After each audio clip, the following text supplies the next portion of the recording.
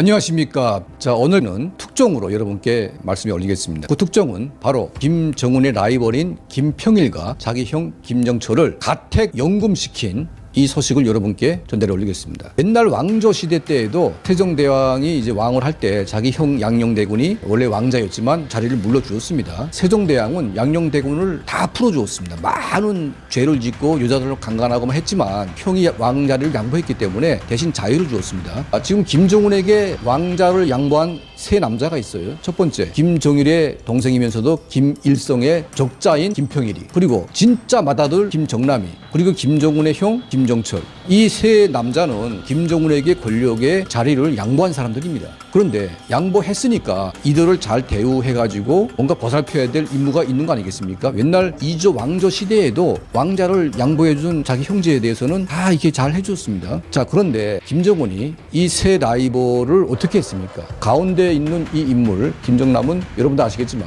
말레이시아까지 쫓아가가지고 독극물로 이제 암살을 했습니다. 완전히 잔인하게 전 세계에 보는 눈앞에서 공개 처형을 한 겁니다. 두 번째 인물 김평일은 원래 김정일과의 권력 라이벌이었지만 김정일이 죽은 이후에도 1순위의 권력의 라이벌입니다. 왜냐하면 북한에서 모든 사람이 생각하는 시조 김일성의 유일한 아들 중에 한 명입니다. 그리고 한때 북한의 간부들이 이 김평일하게 되면 다 후계 수령으로 점 찍었던 이제 그런 사람이고, 생긴 것도 김일성과 유사하게 생겼고, 그리고 성품도 김정일이나 김정은에 비해서는 훨씬 더 좋은 사람 아니겠습니까? 자, 이것 때문에 김평일은 저게 체코에 나가서 유배 생활을 하다가 김정은이가 최근에 평양으로 불러 올렸습니다. 왜냐하면 김평일이가 쌓인 불만을 주체 못해가지고 해외를 망명하게 되면 이거는 김씨 일가의 굉장한 사건이 되기 때문에 망명을 막기 위해서 평양으로 들여왔습니다. 그리고 들여왔으니까 북한 내에는 완벽한 감시 시스템이 돌아가겠지요. 누가 감히 반항을 하겠습니까? 김평일이 귀국할 때에도 북한에서 국가 보위성 요원들을 10여 명을 보내가지고 귀국하기 한 열흘 전부터 김평일의 그 체코 대사집을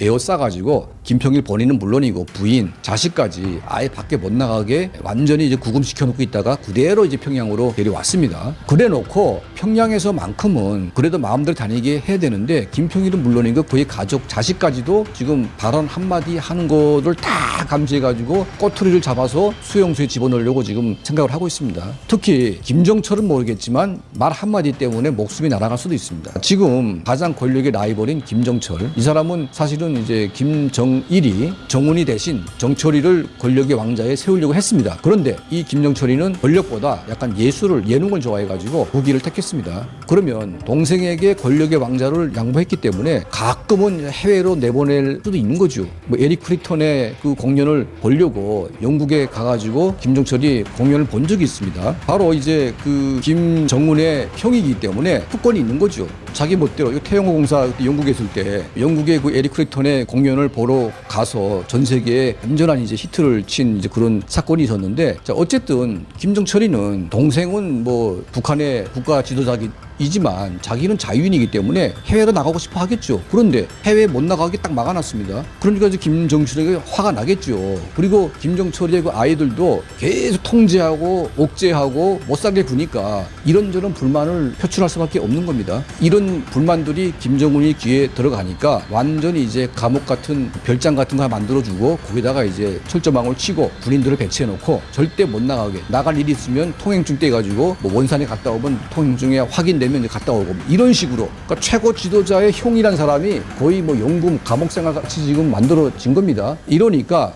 지금 김정철이도 김정은에 대해서 엄청난 불만을 가지고 있고, 그 가족 전체가 만약 해외에 나갈 길이 있다고 하게 되면 망명을 할 수밖에 없는 이제 그런 지경에 이른 것 같습니다. 여러분도 아시겠지만 비운의 왕자가 이제 하나 있습니다. 이 사람이 이제 김일성의 동생인 김영주라는 사람인데, 이 김영주가 한때는 김일성이 권력을 자기한테 안 주고 엉뚱한 김정일한테 주니까 상당한 화가 나가지고 막 김일성에 대한 분노를 표출했던 적이 있다고 합니다. 황장엽 비서가 이 김영주를 만나러 한번 간 적이 있었는데, 저기 함경북도 별장에 간 적이 있었는데 그 만난 자리에서도 지금 막 김정일이 욕을 하면서 막 화를 냈다고 합니다. 자, 그때 황 비서가 조언을 했는데, 자, 목숨을 부지하려면 참으십시오. 기다리다 보게 되면 화도 풀리고 그냥 견딜 수 있을 것이다. 그렇게 조언을 했다고 합니다. 권력을 포기하고 그냥 별장에 연금 상태에 돼가지고 나가지도 못하고 살았는데 90까지 살았어요. 90까지. 거의 감옥 생활 90까지 사는 거죠. 아무것도 안 하고 가만히 있는 대가로 북한의 김씨 왕조는 이 김영주에게 생활에 불편한 거 없이 다 공급을 해줬습니다. 노예로 그냥 선택을 하게 되면 살려주지만 김평일이나 김정철이네 가족처럼 불만을 표출하거나 뭔가 항거를 하려고 하는 순간 그게 형제든 뭐 삼촌이든 김정은이가 가만 놔두겠습니까? 핏줄 다른 형이긴 하지만 같은 아버지의 형제인 김정남을 이 김정은이가 어떻게 죽였습니까? 정말 잔악무도하게 말레이시아 공항에서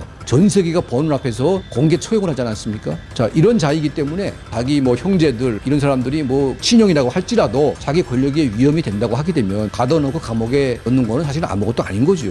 조금 더 불만을 표출하거나 수위가 올라갈 경우에는 저게 핵실험장이었던 화성수용소, 거대한 수용소가 있는데 그 수용소로 김평일 가족이나 김영철의 가족도 통째로 갈 가능성이 있습니다. 독재 정권, 독재의 악령이 쓰여진 이런 국가에서는 독재자는 물론이고 그의 가족들이 평안할 것 같지만 정말 그 악의 영에 갇혀가지고 엄청난 고통에 직면할 수 있다. 이걸 지금 보여주고 있습니다. 2,300만의 북한 인민들뿐만이 아니라 본인들도 이제 힘든 거죠. 최악의 패륜 김정은 삼촌이고 형이고 뭐 가리는 게 없습니다. 이미 뭐 고모부는 다 죽여버렸고 자 이런 상태에서 이제는 이제 가족까지도 등을 돌리고 있는 이 현실을 우리가 여러분께 말씀을 올렸습니다.